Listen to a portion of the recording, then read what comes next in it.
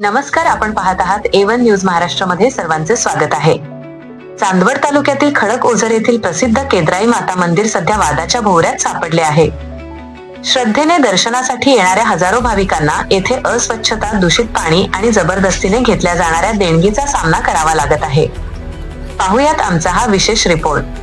केवळ अस्वच्छताच नाही तर भाविकांनी मंदिर ट्रस्टवर गंभीर आरोपही केले आहेत. दर्शनासाठी येणाऱ्या प्रत्येक व्यक्तीकडून 10 रुपये देणगी पावती सक्तीने फाडली जात असल्याची तक्रार भाविकांनी केली आहे. देणगी ही स्वेच्छेने देण्याची बाब असताना ती जबरदस्तीने का आकारली जाते, असा संतप्त सवाल आता विचारला जात आहे. सर्वात धक्कादायक बाब म्हणजे भाविकांना आंघोळीसाठी दिले जाणारे पाणी. या पाण्यात प्लास्टिकचे तुकडे, फाटलेले कपडे आणि कचरा तरंगताना दिसत आहे. या दूषित आणि दुर्गंधीयुक्त पाण्यामुळे भाविकांच्या आरोग्याचा प्रश्न ऐरणीवर आला आहे. आम्ही श्रद्धेने येतो, पण येथे आरोग्याशी खेळ सुरू आहे, अशी भावना एका भाविकाने व्यक्त केली.